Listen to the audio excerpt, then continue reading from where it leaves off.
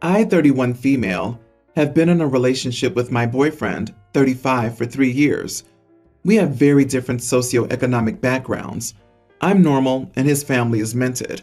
But despite that, we get along really well, and so do our separate friendship circles.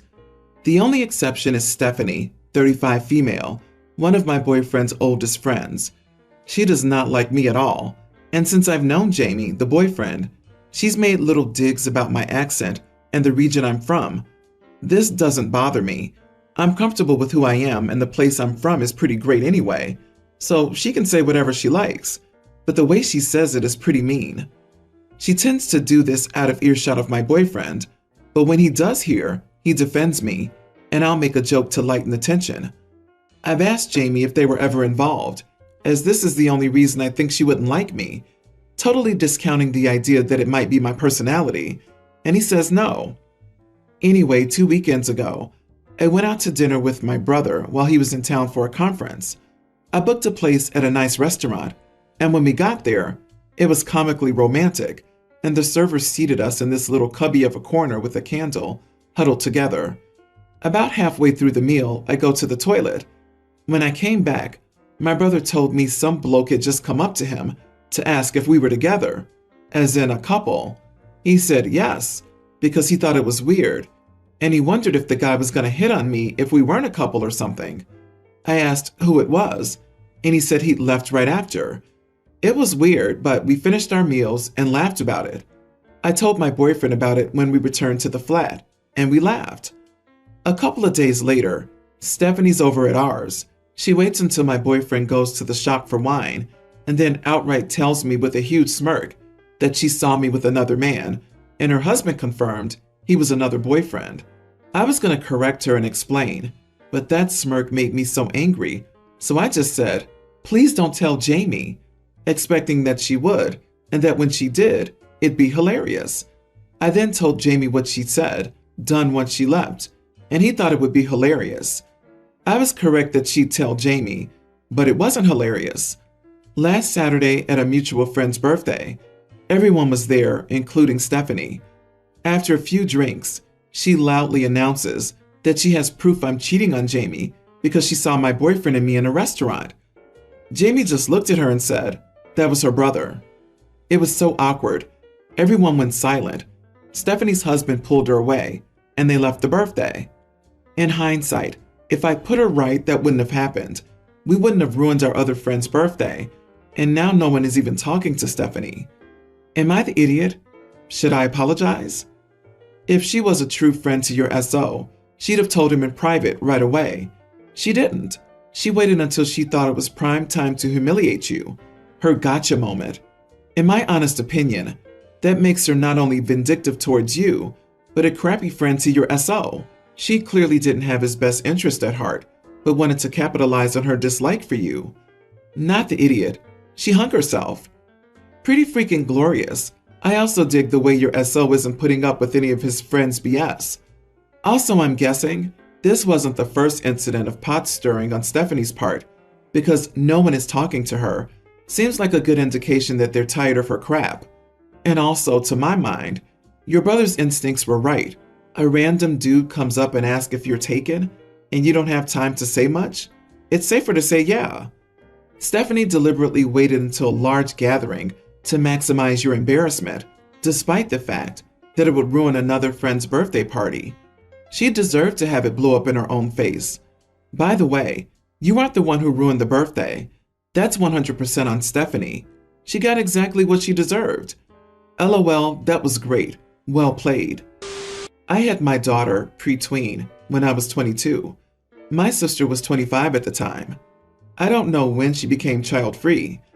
At my baby shower, she had a frown on her face the whole time and would say things like, "Oh, another expensive gift. Wow, I could pay my rent if I sold that." My pregnancy was quite scary, but everything turned out fine. When my family came to the hospital to greet and hold her, my sister refused to even touch her. She explained that she doesn't like small kids, especially babies, and never wants to have them. I was quite sad at this and asked her why she wouldn't even want to interact with her own family just because she doesn't like or want kids. She just shrugged and handed me a congrats card. The rest of the family was horrified, and she kind of became an outcast at that point. She was always starting some kind of drama with someone. Fast forward to now.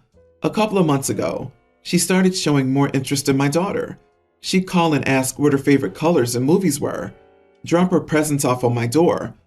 Finally, I asked her why she wanted to get to know my daughter after all this time. She said it was because my daughter was older and wasn't just a screaming baby. She can hold a conversation now, so I think we'll get along just fine. I shook my head and said that she made her decision not to interact with her years ago. I told her she just doesn't get to decide when she wants to act like an aunt, randomly. I don't even think you love her. How could you? You don't even call me half the time. She said she was trying to be an aunt, and I just had to give her a chance.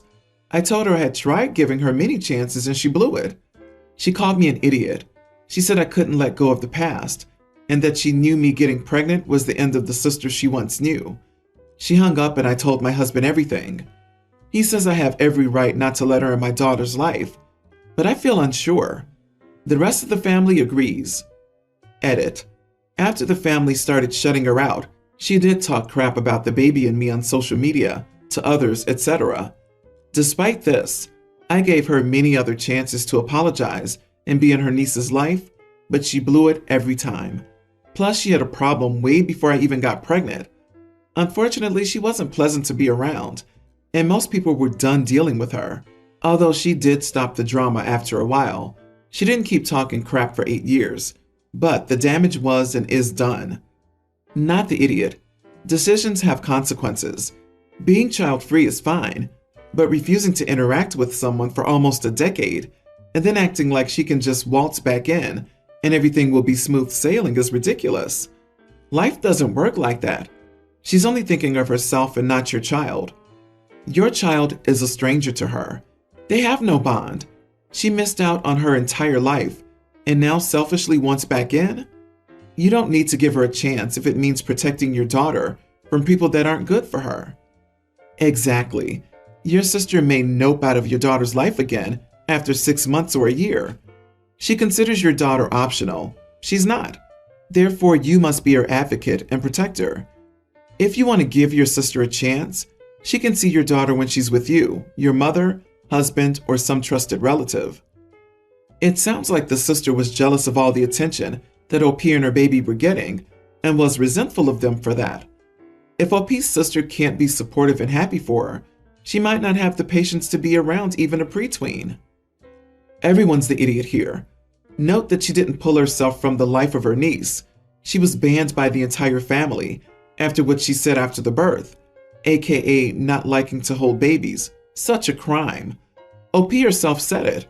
I don't think that her sister liked being treated like an outsider by all the family just because OP was hurt by the fact that her sister wasn't gushing around her new treasure. It reeks of golden child versus scapegoat, to be honest. When I think about it, I would love to hear the sister side. I have 2 children, Laurel, 24, and Kevin, teen. Laurel is from my first marriage. Kevin and my wife think I favor Laurel, but that's not true. They've complained about it over the years, but now it's at a boiling point. The most recent complaint is that I gave her a free house. None of their accusations have ever been true, but this one isn't. I've been with the same company for over 35 years. Decades ago, my job made me and several other employees travel to their HQ so often that they bought us condos in the home city because it was cheaper at the time than constantly paying for hotels. At the time, property in the city was cheap, so we had free use, but technically, the company owned them and they paid all expenses. In 2020, all business travel stopped. At the time, Laurel was moving to that city with her new husband, and they were looking for a place. Because it was just sitting empty, and would be for a long time, I told her that they could live in the condo until things went back to normal. It would be safe and clean, and it would give them a chance to save money for a better place of their own, as they were expecting their first child. In 2021, 2 things happened. The company decided to shut down all physical offices for a permanent work from home, and I decided to take my retirement. After closing the physical offices, they wanted to get rid of the condos, so they offered them to us at an extreme discount. I didn't want it, but Laurel did. She and her husband offered to pay the cost, and I let them. It was less than a fourth of the market cost, but it wasn't free or a gift to her. Kevin realizes there will not be anything like that for him, and he rages about it. He claims I've always done things like this, and that I gave her a house, but I'm probably going to kick him out at 18, like every other American parent. My wife is on his side and angry about this, and that I let Laurel be a stay-at-home mother and not her. None of these things are true. I didn't give her a free house. I let her buy one for a discount because she happened to be buying at the exact time that there was an opportunity for one. Also, she got to be a stay-at-home mother because she happened to be having a baby at the only time in modern history that required people to stay home, not because I was funding her. I realize how it must look, but she ended up doing things in special situations with unique opportunities. I don't think I'm in the wrong here because I don't treat my children differently. If I happen to come across an opportunity for Kevin to do the same with the same, I will make sure he's aware, but I can't imagine I would. Not the idiot, but honestly, I feel like your wife is the source of what Kevin is spewing out. What teen boy cares about housing? What evidence do your wife and son have that you'll stop supporting him at 18? It seems like your wife is using Kevin to try and get you to buy a property in his or her name to even the scoring between Kevin and Laurel. My thoughts exactly. There isn't a way any teen on their own would suddenly realize there's not going to be anything like that for him. I can't get my head around the entitlement here. You are the idiot. The fact that both your wife and Kevin notice the favoritism probably means that this isn't just in their heads. The condo thing is pretty bad, to be honest. Yes, it's a good opportunity for the daughter, but it's so grossly unfair to both the wife and Kevin. You could have bought the condo, flipped it, rented it out, etc. That money could have gone towards a myriad of things for you, your entire family, put aside for Kevin's college, etc. But instead you gave your daughter a place to live at a steep discount. That helps nobody but her. The reason it looks bad is because it's pretty obvious that you favor Laurel. So, OP should kick out his daughter with a newborn during a global issue from a property that doesn't belong to him because a mid-teen is throwing a tantrum? Nice. Laurel wanted to buy a house, and OP had the opportunity to get her one at a discount, so he did. How is denying Laurel the opportunity just because you can't provide Kevin with the same opportunity fair? My mom, 38, cheated on my dad, 41, and was apparently seeing a few other guys starting about 8 years ago. I don't know how my dad found out, but when he did, obviously he asked for a divorce. My dad works a lot, and I, teen male, haven't been that close with my mom either, so basically I don't prefer either of them. My parents asked who I wanted to live with, and I never saw my mom the same way after what she did. I don't know whether I would be extreme and say she destroyed our family, but to be honest, I can't help but hate her a little, so I said I'd rather stay with my dad. My mom only has her sister in her life, while my dad has a huge family on his side. When I said I'd rather stay with my dad, my mom lost it and started full-on sobbing, and she looked hurt. Her sister was there and started to comfort her and told me, "How can a boy abandon his mother like that? You should be ashamed of yourself." My mom left the house, and the next day my aunt came to visit again, and she told me that I should have chosen my mom because my dad already had his whole family to help him through this, but my mom only had me. Now I'm starting to rethink what I said, and even though I still kind of hate my mom, I don't know if I was being an idiot by doing this, and if I shouldn't have let my anger overcome me. Am I the idiot? My aunt says she's devastated. Not the idiot. It sounds like she has many men who can keep her company. She made her bed. Oh, and your aunt is the idiot too. How was it your fault that your mother was unfaithful? She's facing the consequences of her actions. Yes, OP, tell your idiot aunt to mind her own business. She needs to take her opinions and her outdated sexism somewhere else. You're dealing with your parents' divorce, and the tough situation and decisions it presents you with as their child doesn't need to be made worse by your busybody guilt tripping. And your mom has her own set of problems she needs to deal with. If she wanted an open marriage, she should have asked for one. And if dad said no, Then she got a divorce. She needs to work on some way to rebuild her integrity. If she was relying on child support to get by, she needed to develop some self-sufficiency, and the emotional support help she needs should come from a counselor, not from her teen son. OP, you are a teen. It is not your job to take care of your mother. It's your parents' job to take care of you. Make your choice based on what's best for you, not them. Can we also touch on how these grown adults emotionally manipulate this teenager? At least as Ann is. Anyone who does that is an automatic idiot. It's not OP's job to help Mother Dearest through a situation she created entirely on her own through deceitful and disgusting choices. OP, you are a person, not her emotional support animal. My female 27, friend of 15 years, Aaron, male 30, passed away a few weeks ago. He wasn't married nor had a family. I'm the one responsible for his belongings and his apartment. I keep the key with me to visit the apartment every weekend to check on it. My boyfriend noticed and asked for a copy of the key to the apartment. I was utterly confused by his request. I asked what for, since he and Aaron weren't even that close, given that he and I had been dating for 6 months. He got offended and accused me of gatekeeping Aaron's memory. I said I was sorry, but Aaron's apartment has valuable stuff that I cannot risk going missing. And besides, what business could he possibly have there? He got offended and accused me of implying that he's untrustworthy and a thief. I tried to cut the argument, but he kept going on about how I hurt his feelings and showed incredible distrust towards him.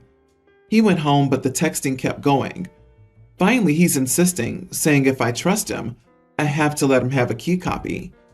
Am I the idiot for not giving it to him? Or am I being unreasonable and paranoid? Not the idiot. Trust your instincts. Do not give him a copy of that key, and do not leave it where he can access it. This is a major red flag, and it's time to reevaluate your relationship. He is gaslighting you about your friend who died to access his things. This is not a good guy. Accused me of gatekeeping Aaron's memory? What the heck? And now we get to accuse your boyfriend of gaslighting. Please do not give him or any other idiot a key. He is gaslighting you into believing you're the bad guy for your instincts, kicking in and telling you something shady could happen if you give him the key. But as you know, you're in the right here. I second this. What does he want in that apartment? Why the weird attitude? You just lost your best friend. He should be helping you through this, not pushing you to do something you don't want to do. You've known this friend for 15 years. Your boyfriend of 6 months has no reason to be in this person's home, with or without you, unless you want him there. Ditch the loser. He asked you because he wanted to steal things, throw a party, bring chicks there, or simply test the limits with you. Therefore, do not give him a copy of the key and keep the one you have secured. It's not about trust. I can be trusted not to steal from a bank vault, but it doesn't mean I need a key to the thing. I know it may be a hassle, but I'd even be setting up a camera until you're done dealing with it. And maybe don't have this boyfriend anymore.